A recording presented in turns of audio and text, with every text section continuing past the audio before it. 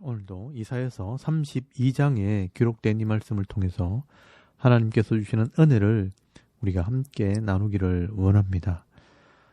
여러분, 이사야서 32장에서 이제 34장까지 말씀에는 한 의로운 왕, 이 메시아가 통치하는 나라가 임하게 될 것을 기록을 하고 있습니다. 여러분, 지난주에 이사야서 31장에서 보셨지만 이 당시에 이스라엘의 왕들은 하나님을 기쁘시게 하거나 또한 백성들을 공의로 다스리지 않았기 때문에 많은 전쟁들이 일어났고, 이런 전쟁이 일어날 때마다 왕들이 하나님을 의지하기보다는 우상을 찾거나 이 세상의 군왕들을 의지했기 때문에 이 하나님의 책망이 임하는 시대였습니다. 이 백성들의 입장에서는 혼란스럽고 절망스러운 시대였습니다.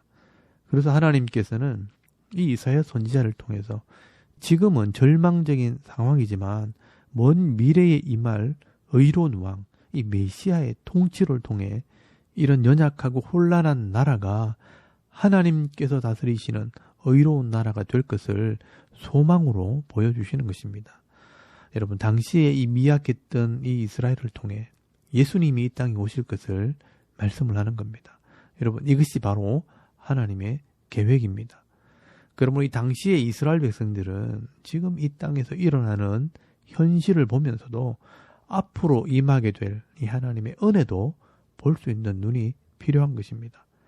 이 하나님께서는 이 사람들을 왕으로 세우셨지만 이 왕들의 한계를 아시기 때문에 이 신명기 17장 말씀해 보시면 왕들이 행할 규례도 가르쳐 주었지만 이 왕들은 인내하지 못했고 이 하나님의 교훈을 듣고 배우기를 좋아하지 않았습니다.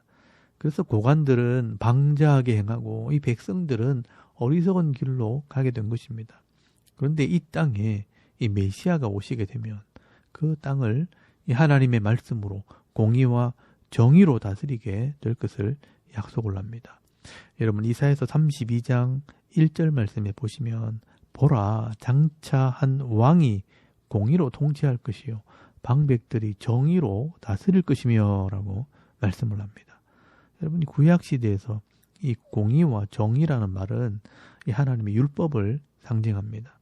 하나님의 말씀대로 다스리게 될 때 하나님의 공의와 사랑이 가장 미천한 자에게까지 미치기 때문에 이 모든 사람들이 평안을 누리는 땅이 되는 것입니다.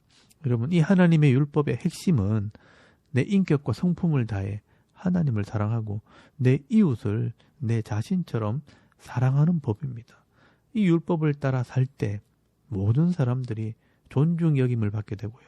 또 그 땅에 평화가 임하게 되는 것입니다. 그래서 여러분 2절 말씀에 보시면요.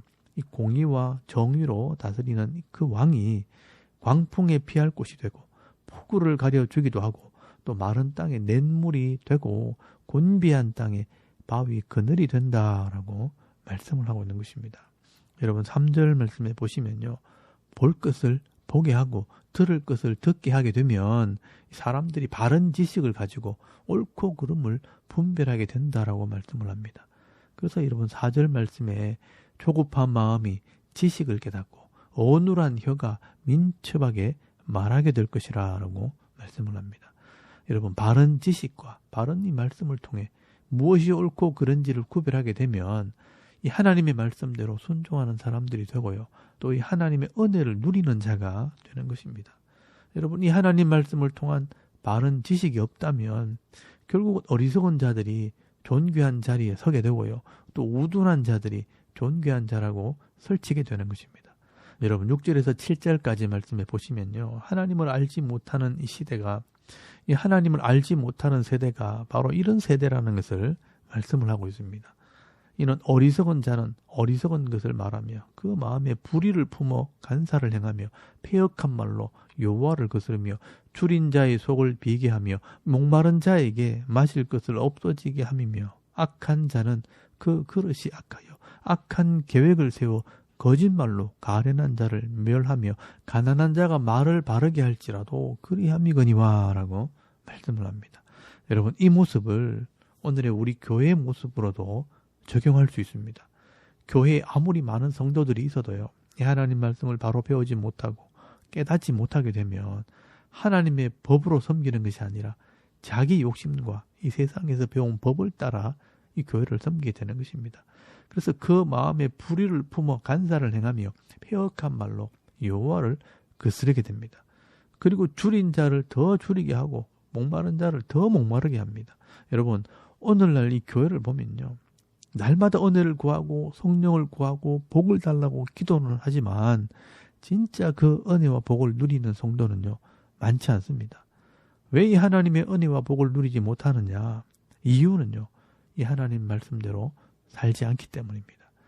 이 교회가 하나님 말씀인 공의와 정의를 가르치지 않고요, 또 이 성도들은 세상의 방법을 배워서 교회의 성장을 추구하고요, 또 세상의 방법대로 더 많은 사람들을 모으고 새신자를 데려오지만 그런 새신자들 또한 이 하나님 말씀을 배우지 못하고 또 인간적으로 친분만 가지고 이 교회에 들어오다 보니까 이 교회에서 세상적인 모습으로 살아가게 되는 것입니다. 그래서 이 교회가요, 사람은 많아지고 더 커지는데 구석구석 비리가 생겨나고요, 편이 갈리고 다툼이 일어나고 서로 자기가 옳다고 주장하면서 싸움을 하게 되는 것입니다. 그래서 여러분 7절 말씀에 보시면요, 악한 자는 그 그릇이 악하여 악한 계획을 세워 거짓말로 가련한 자를 멸하며 가난한 자가 말을 바르게 할지라도 묵살시켜 버립니다. 여러분, 이런 모습이 다 하나님의 말씀이 없는 사람들의 모습입니다.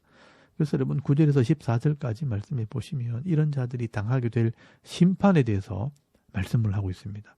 여러분 9절 말씀해 보시면요, 안일한 여인들아 너희 염려 없는 딸들아 라고 말하고 있지만 말씀대로 살지 않는 백성들과 그 도시들에게 하는 말입니다. 농사를 지어도 포도 열매가 없을 것이고 적들이 와서 빼앗아 간다라고 말씀을 합니다. 그래서 여러분 13절 말씀에 보시면요, 내 백성의 땅에 가시와 찔레가 나며 희락의 성읍 기뻐하는 모든 집의 날이니 라고 말씀을 합니다. 내 백성의 땅에 이제 가시와 찔레가 나고요, 또 포도밭을 폐허로 만들어 버리겠다라고 말씀을 하고 있는 것입니다. 그러나 여러분, 그러한 황폐한 땅에 이 메시아가 임하게 되면요, 다시 그 땅이 회복이 될 것이라고 말씀을 합니다. 여러분 15절 말씀에 보시면요, 마침내 위에서부터 영을 우리에게 부어주시리니 광야가 아름다운 밭이 되며 아름다운 밭을 숲으로 여기게 되리라 라고 말씀을 합니다. 여러분, 이것이 바로 하나님 나라의 복이고요, 또 이 메시아의 사역이라고 말씀을 합니다.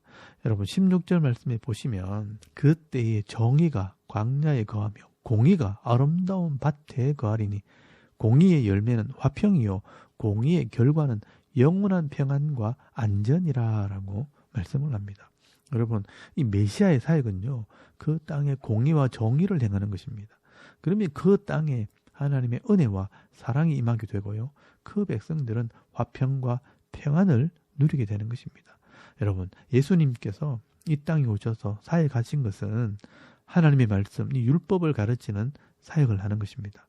여러분, 마태복음 5장 17절 말씀에 보시면요, 예수님께서 이 자신의 사역을 설명을 할 때 뭐라고 설명하느냐, 내가 율법이나 선지자를 폐하러 온 줄로 생각하지 말라. 폐하러 온 것이 아니요 완전하게 하려 함이라 라고 말씀을 합니다. 여러분, 예수님은요, 이 변하지 않는 이 하나님 말씀을 사람들의 마음에 가르치는 사역을 하러 오신 것입니다. 그래서 예수님께서 이 사역을 비유로 설명할 때 이 천국, 이 하나님의 나라라는 것은 하나님 말씀의 씨를 마음에 뿌리는 것이라고 설명을 하는 것입니다. 그래서 여러분 마태복음 13장 말씀에 보시면 길가밭, 돌짝밭, 가시밭에는 이 말씀이 뿌려져도 열매가 없지만 좋은 밭과 같이 말씀을 깨닫게 되면 30배, 60배, 100배의 열매를 맺게 될 것이라 라고 말씀을 하는 것입니다. 여러분, 겨자씨 같은 이 작은 말씀이라도 그 마음에 깨닫기만 하면 큰 나무와 같이 자라게 될 것이고요, 또 누룩과 같이 작은 이 말씀도 밀가루에 들어가면 전체를 변화시키는 것처럼 이 하나님의 말씀이 마음에 깨달아지게 되면 그 인생 전체를 변화시킬 것이라 라고 설명을 하는 것입니다. 여러분, 이것이 바로 하나님 나라의 복이라는 것입니다. 이것이 하나님 나라의 영적인 원리가 되는 것입니다. 여러분, 아무리 교회라 할지라도요, 이 하나님 말씀을 가르치지 않으면 하나님께서 임하시고 싶어도 임할 수가 없는 곳이 되어버립니다. 그래서 우리가 늘 이 지식에 깨어 있어야 하는 것입니다. 여러분, 세상에 많은 교회들이 있고요, 또 예수를 믿는 집이 많이 있지만 다 이 은혜와 이 화평과 평안을 누리는 것이 아닙니다. 교회에 가서 더 많은 상처를 받고요, 더 큰 고통을 겪는 사람들이 더 많이 있습니다. 그러나 이 하나님 말씀을 깨닫고 그 말씀대로 순종하는 자들에게는 늘 평안함이 있고요, 즐거움이 있는 것입니다. 저도 이 땅에 많은 교회들이 있지만 개척교회를 하게 된 것은 이 하나님의 말씀이 다스리는 교회, 진짜 하나님께서 기뻐하시는 교회가 되기를 바라는 마음으로 이 교회를 개척을 하고 섬기고 있는 것입니다.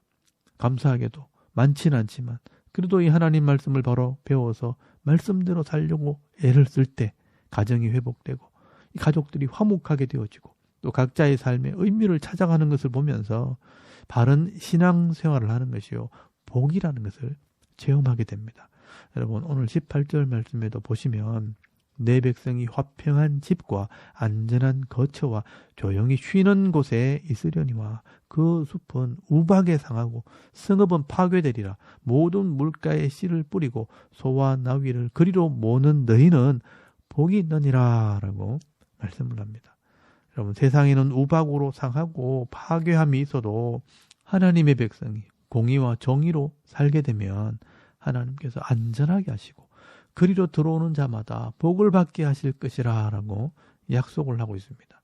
여러분, 이것이 바로 하나님 나라의 복이고 하나님의 은혜라는 것입니다. 여러분, 이 세상에는 이런 세상의 방법대로 살면서 고통을 당하는 사람들과 또 하나님의 방법대로 살면서 평안을 누리는 사람들이 있다는 것을 알아야 합니다. 그래서 어떤 삶이 더 지혜로운 것인가, 또 어떤 삶이 하나님의 기쁨이 되는 삶인지를 잘 깨달아서 지혜로운 삶, 하나님을 기쁘시게 하는 삶을 살아가야 하는 것입니다. 오늘 저와 여러분도 이 하나님 말씀을 깨닫지 못해서 시간을 허비하는 삶을 사는 것이 아니라 분명한 이 하나님 말씀을 깨달아서 하나님의 말씀대로 순종함으로 여러분이 섬기는 가정과 교회와 직장 속에서 안전한 삶, 화평함과 평안을 누리는 삶을 살아가는 저와 여러분의 이런 영적인 삶의 모습이 되실 수 있기를 주의 이름으로 축원합니다. 아멘. 우리 잠깐 기도드리겠습니다. 오늘도 우리의 삶의 현장에서 이 공의와 정의의 삶을 살게 하옵소서. 또 나라와 민족과 섬기는 교회와 가정과 자녀들의 믿음을 위해서 또 개인의 기도 제목을 따라 기도하고 오늘 하루 삶을 또 시작할 수 있길 바랍니다. 다 같이 우리 하나님께 한번 기도드리겠습니다. 살아계신 하나님, 은혜를 참 감사합니다. 오늘도 이 아침에 하나님을 예배하게